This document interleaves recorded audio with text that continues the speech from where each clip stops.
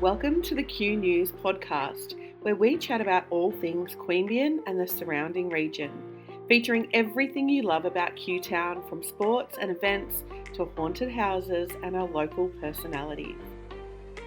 The Q News podcast is proudly sponsored by Hair and Fawn, your luxury hair experience in the heart of Queanbeyan, specialising in hair colour and hair extensions and open late 2 nights a week. Head to Hair and Fawn, that's HARE and fawn.com.au to book now.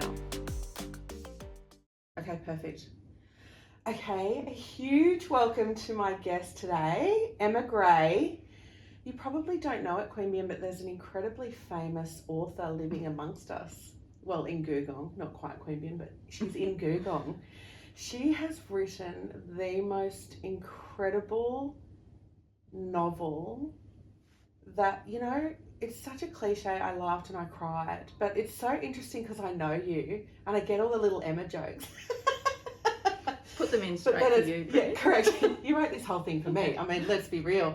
But it's ultimately a novel about grief. So I wanted to take you back because you're a widow. Do you mind being called a widow?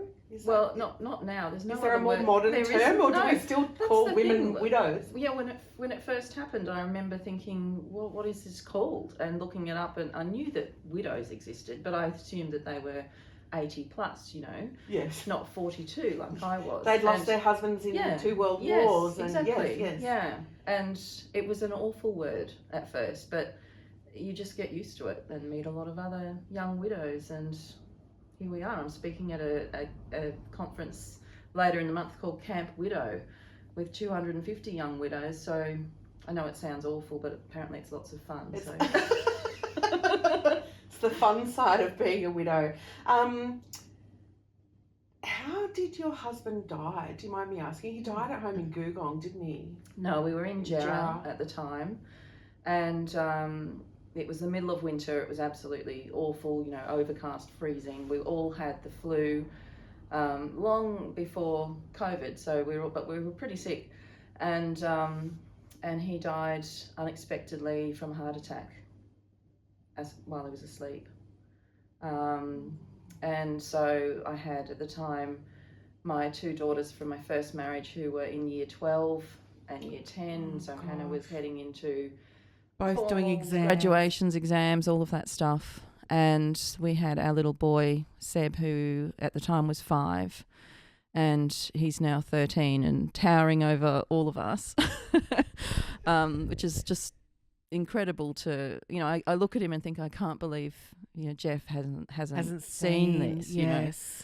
But it was just such a terrible, terrible shock. And we had the Monero police come to the house, and they were absolutely incredible. I wish I could remember the name of the officer that came and mention her now on air, because I wrote to her supervisor and said what an incredible job she did. The first responders from there were just amazing, from both the ambulance and the police. But then we were just sort of carried through by the local community and my friends in Canberra as well, through this horrible, unexpected situation where your life has been turned upside down in an instant.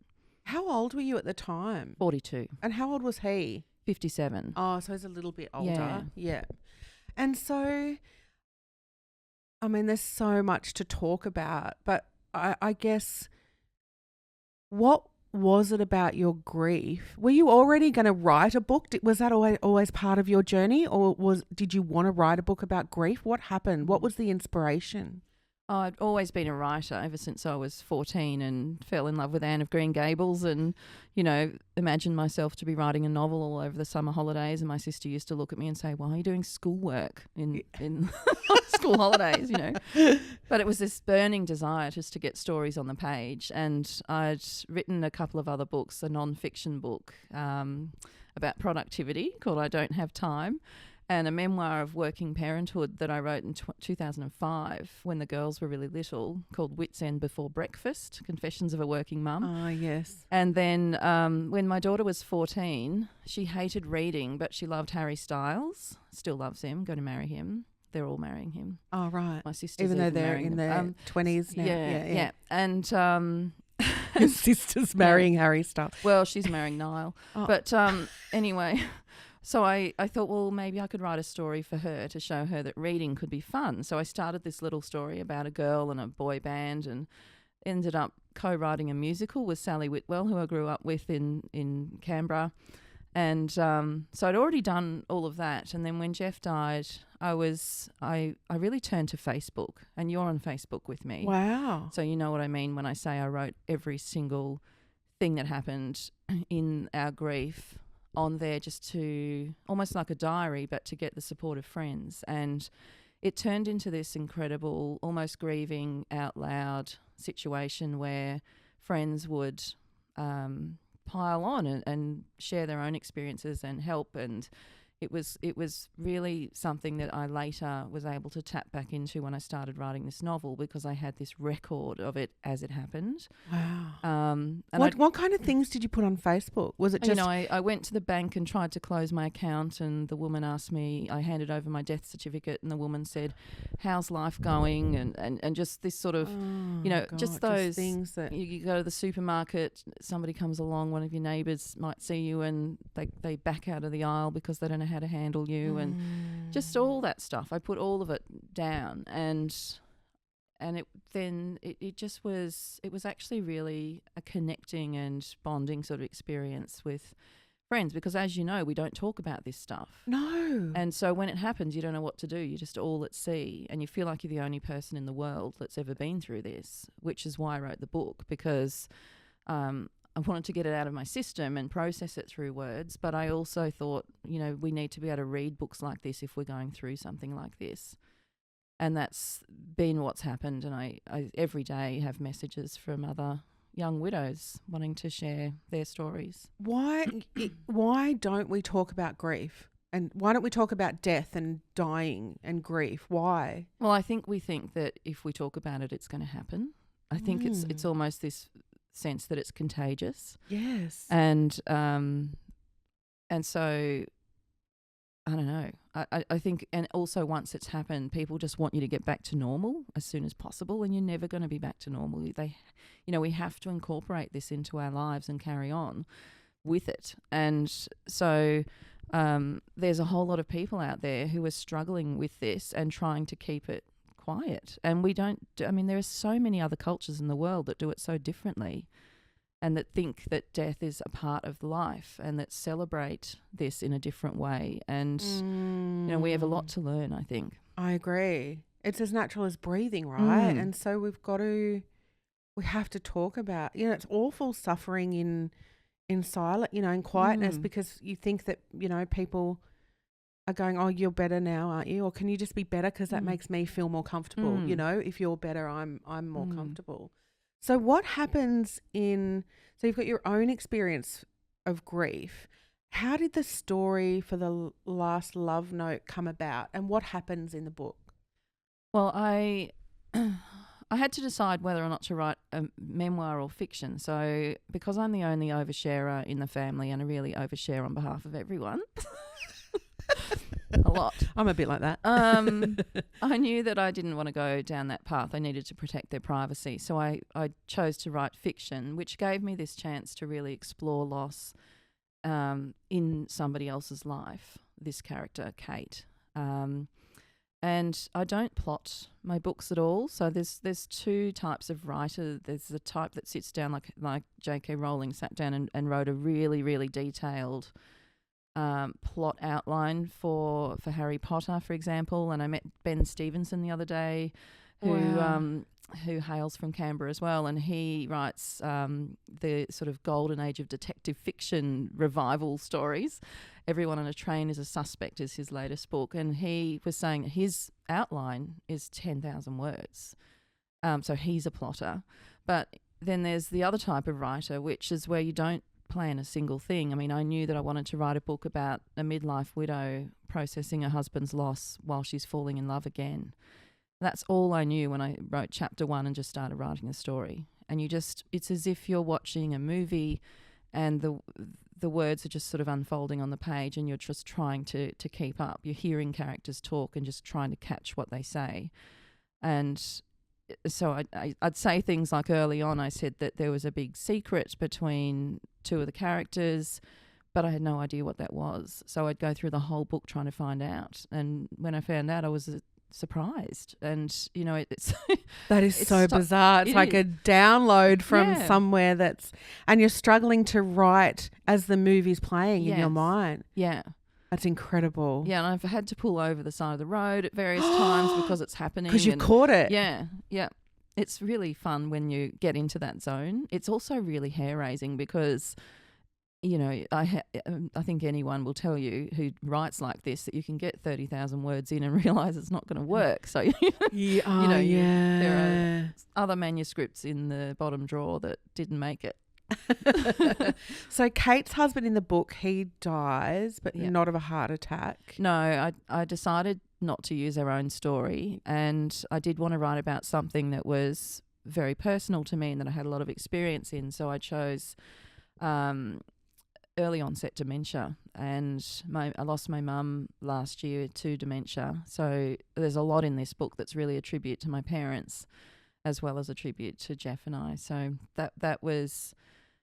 Again, more processing what I was feeling, you know, in this safe kind of fictional world. But the book tells both those love stories, the story of her when she flashes back the story with her husband, and then as he was diagnosed and going through his illness, and the story with her new love interest who he also knew. And that's the bit that's fictional. I wish I could say it wasn't. But that's aspirational, that side. So it was a lot of fun. It was quite complicated to write, but really fun. And just the hope and the romance and the comedy that went in was sort of to counterbalance these really, really graphic descriptions of loss. It was like, for me... It was like it was like a bit of Marion Keyes, but then also like watching Pretty Woman, but then also like watching Four Weddings at a Funeral. But then there's this beautiful balance of humour. Like Kate is hilarious, and like I want to be best friends with her. And but then obviously the grief, which is so, and it's really interesting. I read it on Kindle. And on Kindle, you can see how many people have highlighted certain sections. Did you know that? No, I mean, I vaguely knew that, but I've never looked. So I'm reading it and I'm watching people who'd highlighted specific things because it meant so much to them. And so I got to read your story, but I could also understand other widows reading it going, this will help me, and highlighting it to come back to, like saving it. I'll have to show you. Yeah. I think I've got my Kindle here.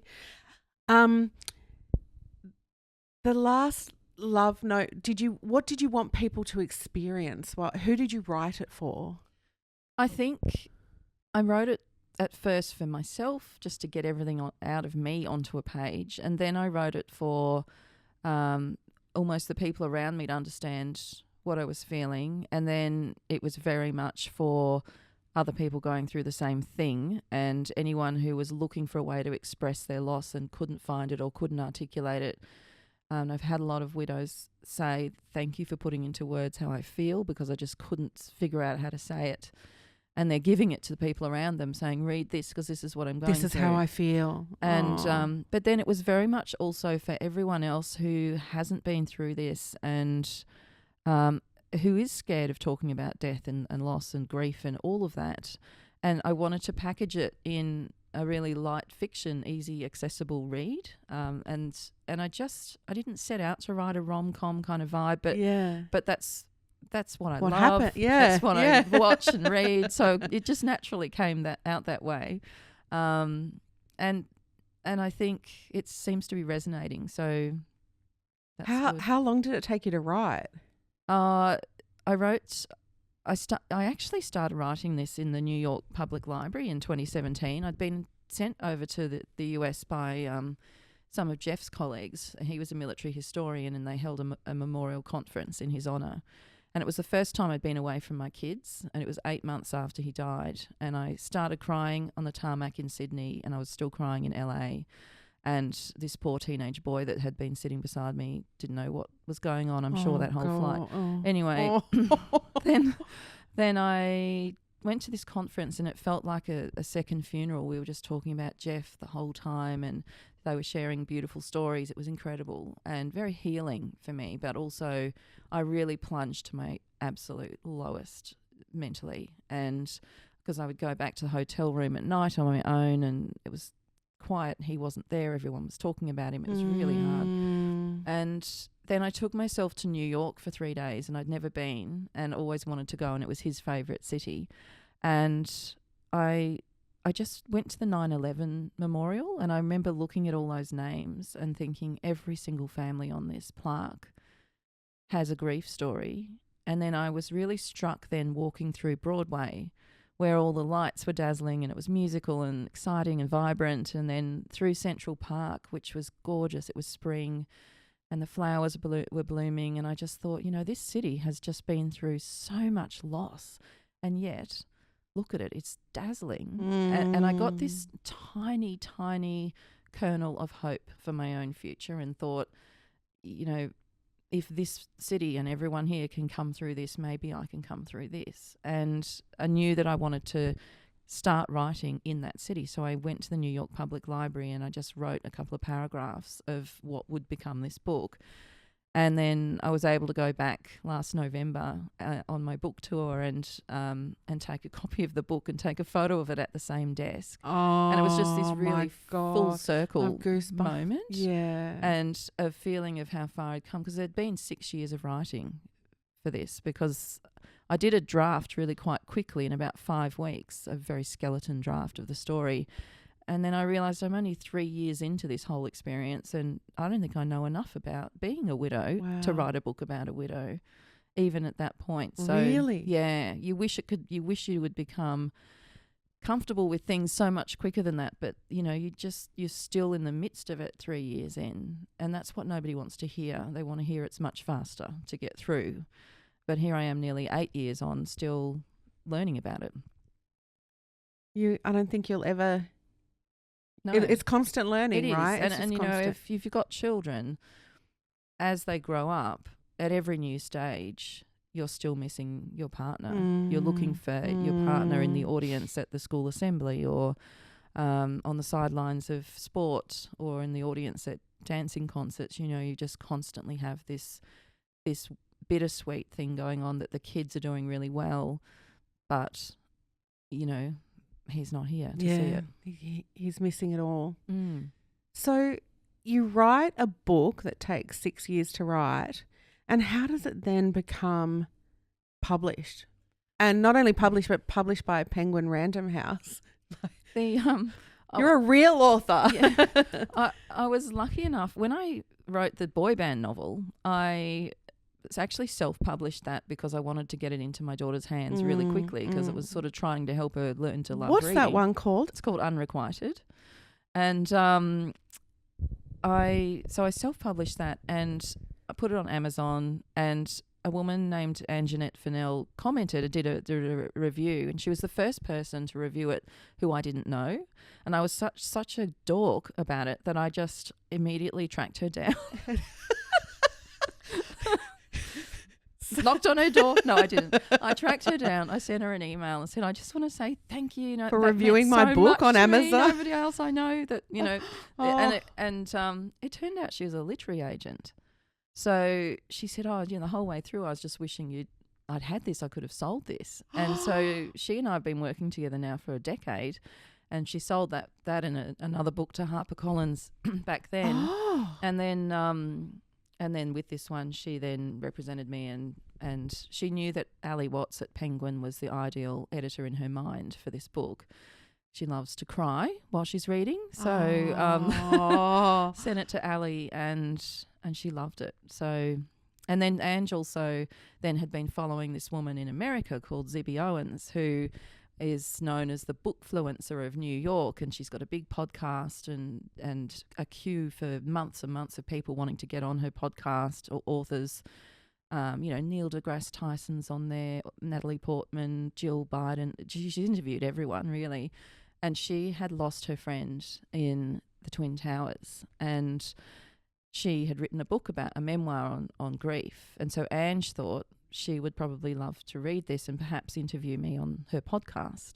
So I sent her a message in Instagram that ended up being life-changing, really, for me, because Zibby read the PDF of the book on a plane. She was flying into New York, and she got up to a scene in the novel set in New York, looked out the window. There was the city, and the sunset. And she said she just couldn't wait to land and organise a meeting. So that was on the weekend that she received it. By the Wednesday, I was sitting in Googong at 6 a.m. on Zoom with my little dog, Frank, and talking to Zibby in New York and all her... And when you're expecting one person on a Zoom call and then all these other windows sort of open up, she had a whole marketing team on the call. Oh, my gosh. And she started saying things like, what can I tell you about our publishing company?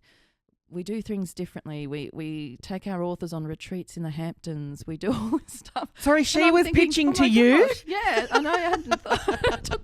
And by 7:30 that morning, she'd sent through a 2-book offer to Penguin for the books. And it's just happened. So, I don't know, since then it's just been this roller coaster I wasn't prepared for. It ended up being chosen for the Book of the Month Club in the US, which is this massive, they've got those big celebrity book clubs. It was chosen for two of them in the same month, and there's Target chose it as well. And so that just really helped to elevate, because it's almost impossible for authors to break into that market. Right. From America even, let alone unknown Australians from Googong. Yeah.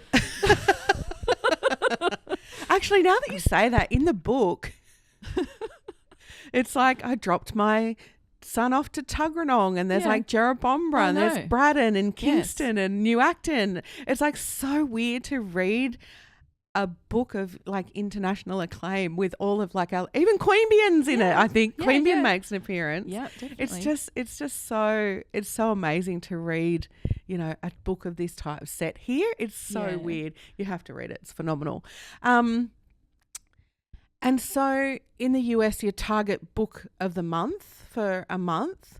And so what about in Australia? Like, can people buy it where?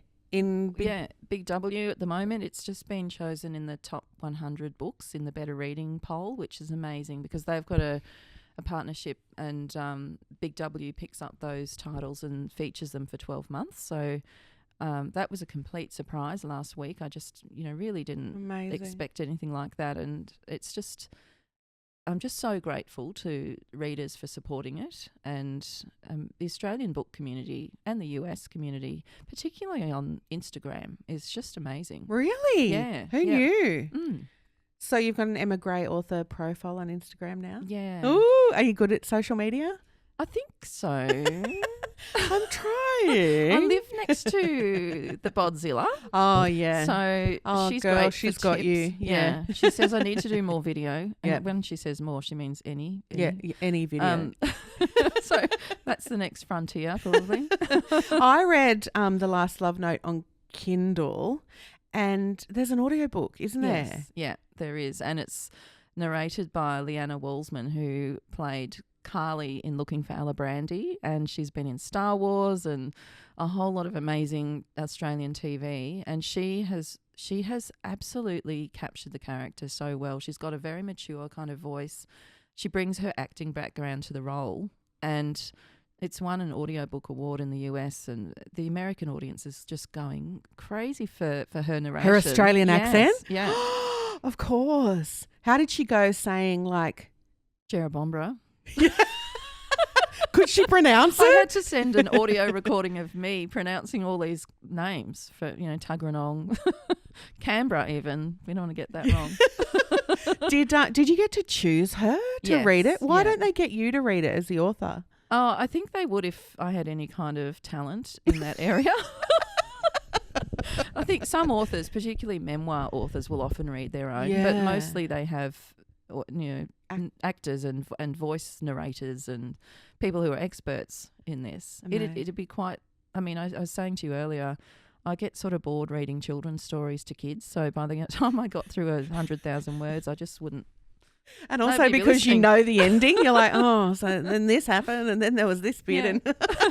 And, and so I think you said, did you say Penguin or Zibby picked up the two book deal? Yeah, they both have. So what's the second book? It's called Pictures of You, and it's coming out here and in the US on the 12th of November. This year? Yes. Is it actually written, or do you have to? No, it's written. I've written Oh, it. great. It's okay, Brie. Oh, as a writer, I'm like, how are you going to do that?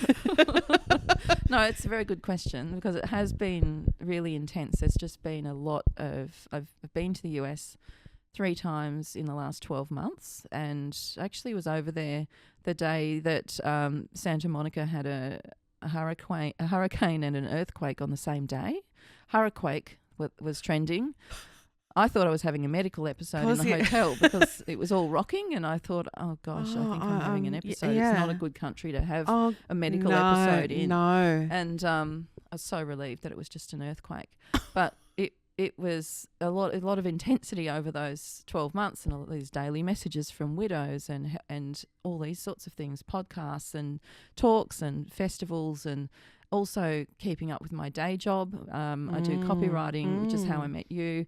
And so of course all of this is a single mum of 3 kids. And so it's been pretty intense. And I think when you are writing, people say, how did you get it done and what makes you write? I think it's the deadline in this case. Yeah. But November 12. Yeah, but also you just squeeze it in. And once you have to squeeze it into all these little nooks and crannies in the day. You can't wait for a 3-week break to sit down in an ivory tower somewhere and write your novel. In the Hamptons. You're writing it. Yeah, exactly. Yeah. You know, that's all very well in theory. Isn't it? You're writing it in the car park outside wow. kids' outside activities. and You know, I wrote some of it in the car park at Officeworks the other day, just finishing it off before I went in and printed it out. You know, it's not glamorous. No. It's hard work. Yeah.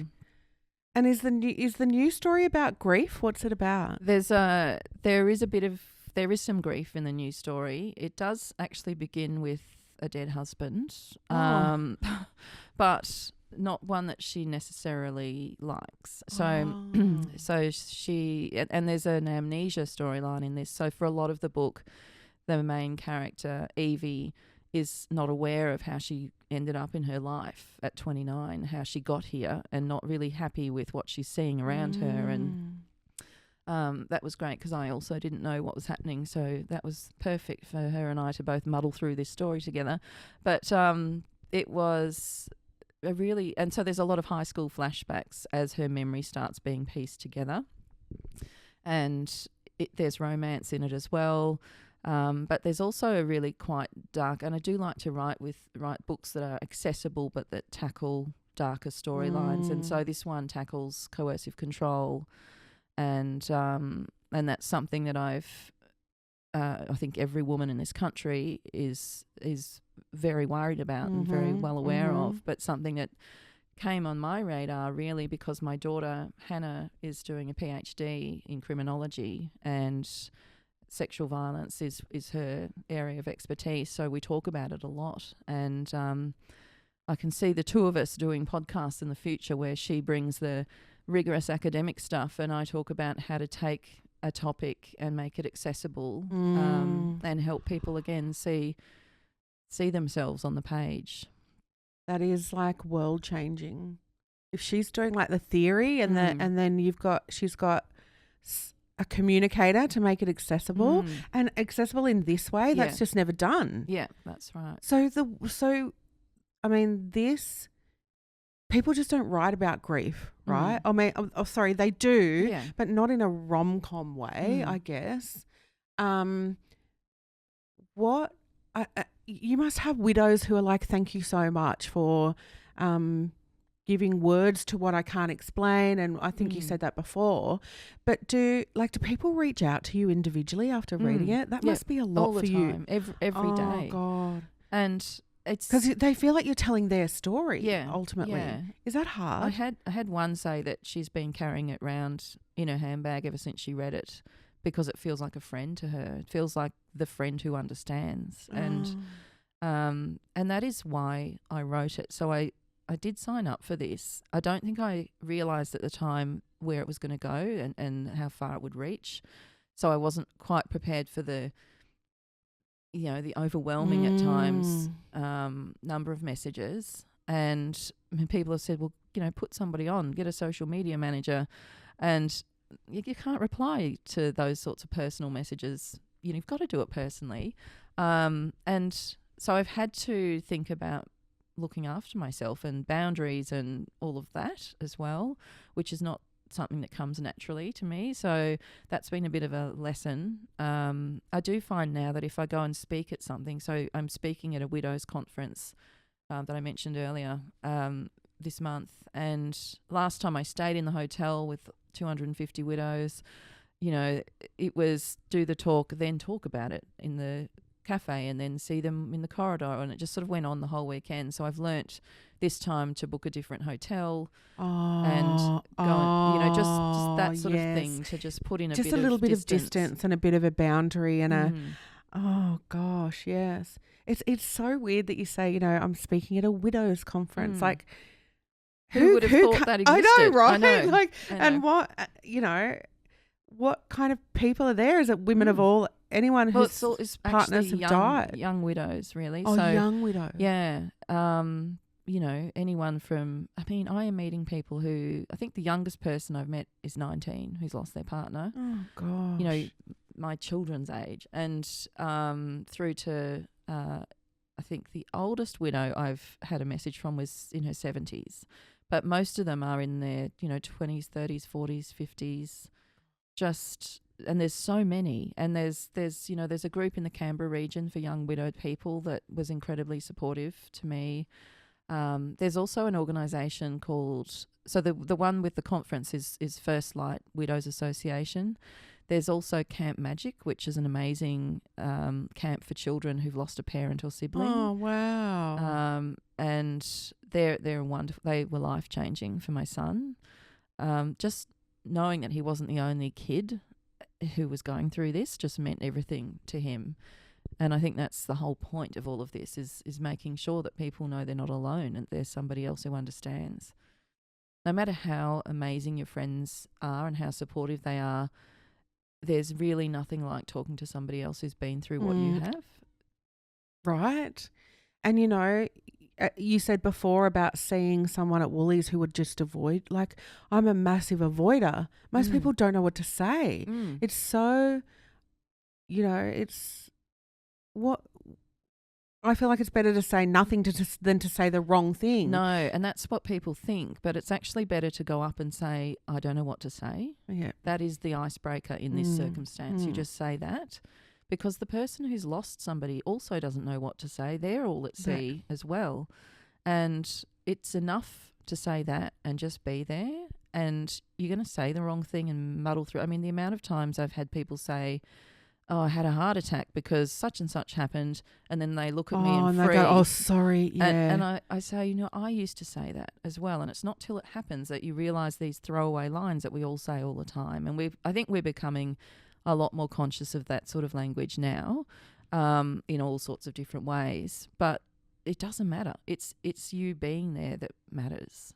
And people think, well, I can't cook, so what's the point of I can't whatever I'll bring food, but then I can't cook. But there's always a way to help, and your time will come where the person needs something, whether it's help with the admin because they're hopeless at admin, just speaking of myself, or lawns mowed or something fixed or a lift to something or whatever. And when my daughter's best friend had leukemia in high school, I remember being in this and feeling helpless and thinking, what can we possibly do to help? And their freezer was filling up with meals and nobody would want to eat what I cooked anyway. And she was a massive fan of Harry Styles as well. And I eventually ended up getting a Harry Styles bandana sent to her. So that was my little contribution. Well, that's unbelievable. How did you do? God, it was really just cooking a lasagna for Emma Gray. No. Because I said as a throwaway line driving along the Monero Highway to school, I said to the girls, oh, he was going through his bandana phase, with his long hair at the time, and she was going to lose her hair. And I said, oh, gosh, yeah, it'd be great to get one of his bandanas, wouldn't it? And they just looked at me the way teenagers look at you and said, Mum, they said, he is the biggest pop star in the world. You are just a mum from Jerrabomberra. Like... And but then you made it happen. I, in that instant, thought, I'm getting that bandana, Because my daughter said I couldn't. Yeah, exactly. And I know that feeling. So I got on Facebook and I said, I think I had 300 friends or something back then. And I said, does anyone know Harry Styles? And nobody did. And then one of them sent me a message and said that her husband was the floor manager at the Today Show. And he, of course, he knew Richard Wilkins, who'd interviewed them countless times. So I just emailed Richard Wilkins.